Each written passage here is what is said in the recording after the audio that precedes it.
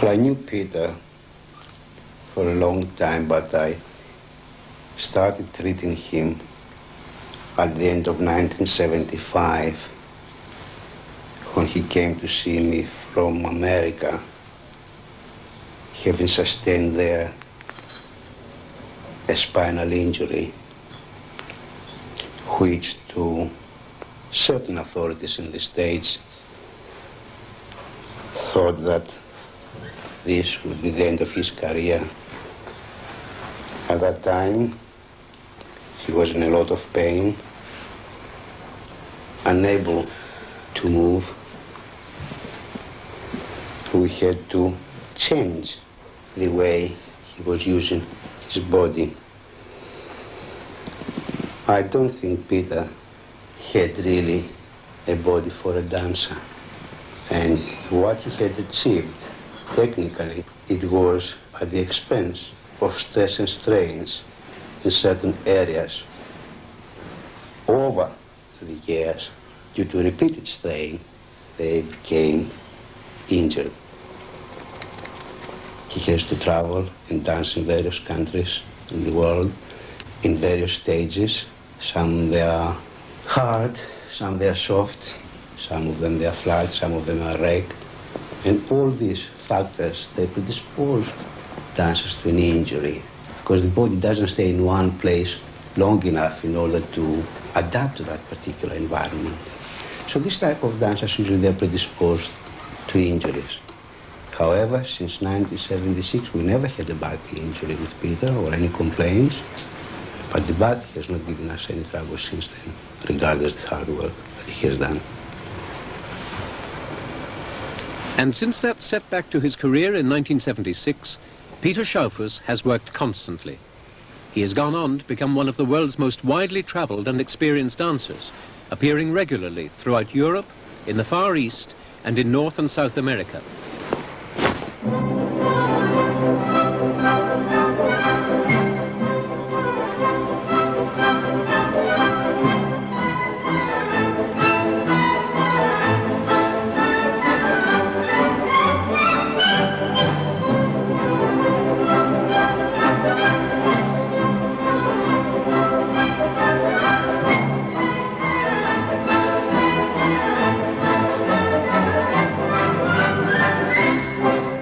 Peter Schaufuss on tour in Denmark with a company from the National Ballet of Canada.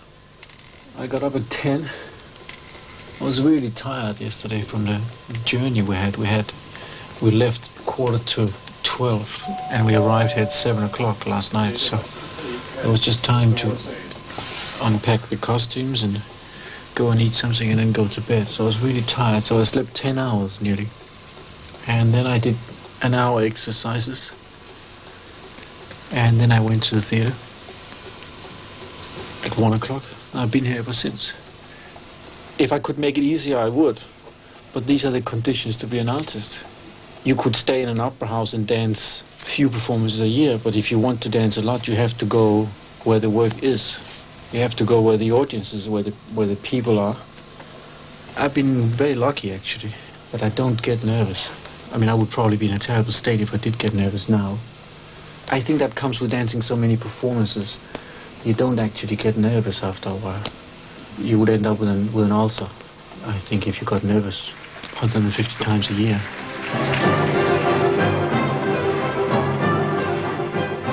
Top of the bill, Schaufuss dances the pas de deux from the Russian classic Don Quixote with the Italian ballerina Elisabetta Terabust.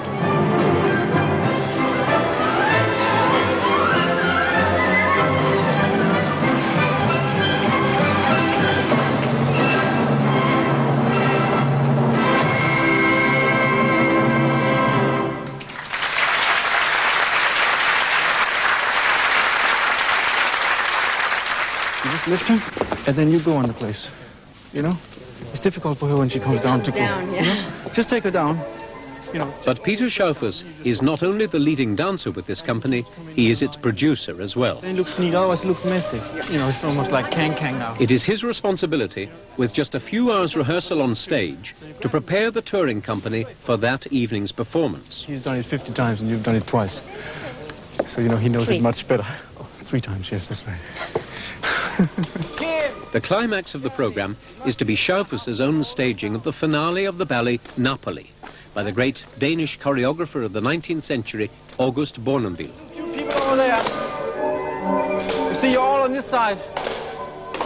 Bournonville is regarded as the founding father of the Danish classical ballet tradition, and Schaufuss is bravely presenting his Canadian company in this work in Denmark at the Aarhus Festival. We're not trying to dance Bournonville the way they do it in Denmark. On the line, boys. We try to dance it a Canadian way, let me say. Now use the stage more. We're not trying to copy anybody. And I'm confident in the dancers abroad. They're all very talented and they're lovely dancers.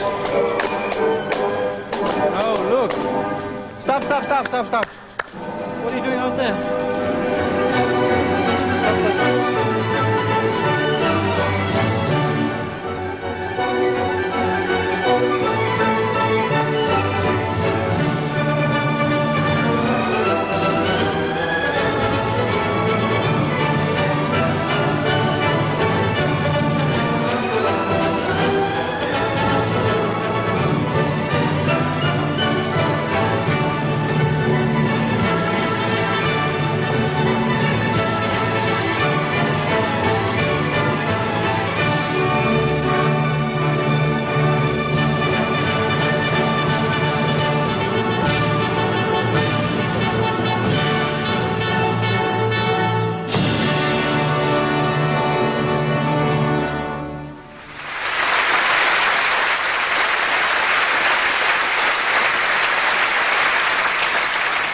Peter Schaufuss's confidence in his company was well founded. The audience and critics in Aarhus and later in Copenhagen thoroughly approved of the Canadian performance of a work central to their Danish tradition. Schaufuss, as dancer and producer, had a great personal success.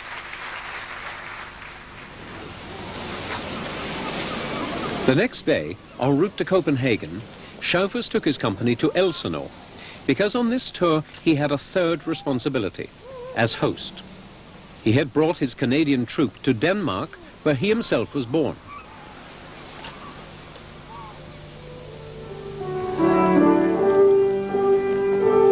His parents were both stars of the Royal Danish Ballet, and he started his life as a dancer at the Royal Danish Ballet School. He had wanted to be a dancer as a very young boy. This was no surprise or shock to his father. Here in Denmark, it was a natural as a boy starts to dance 7 years old. At the same time, he was joining a football club or gymnastic or whatever he wanted to do. So it had always been a natural for boys to dance. In Denmark, as in Russia, boys are encouraged to dance. To be a dancer is looked upon as a proper job. In Denmark, it's more or less a mother. So it should be nice to see my son as a prince in that perform. I see why they go to the Royal Theatre and try to get in. I see every year about 200-300 people want to get in, and they take 5. So it's quite difficult to get in. But it's a natural for boys to dance ballet, classical ballet in Denmark. Brought to the theatre by his parents as a baby, dance at school, dancers at home, surrounded by dance throughout his childhood and his adolescence, dance was his natural career.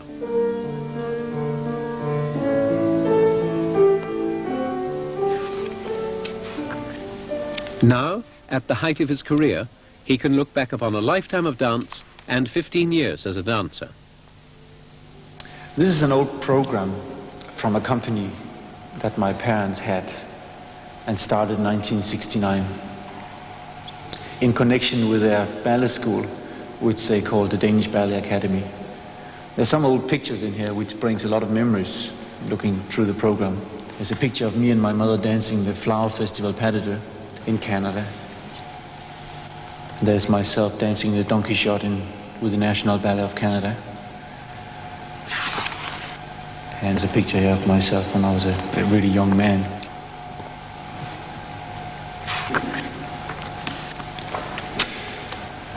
The other program shows an old friend of our family, Bjørn Larsen. Niels Bjørn Larsen, a great Danish mime artist.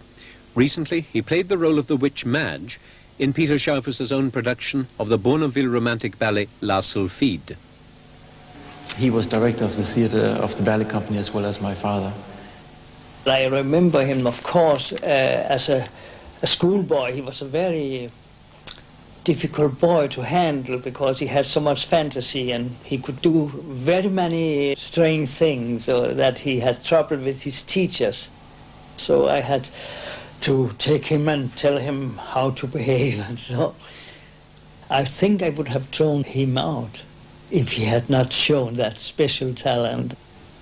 He had a background of the theater, and you could see that on the boy right away. Peter Schaufuss in his first leading television role in 1960, a ballet for Danish television, The Shepherdess and the Chimney Sweep.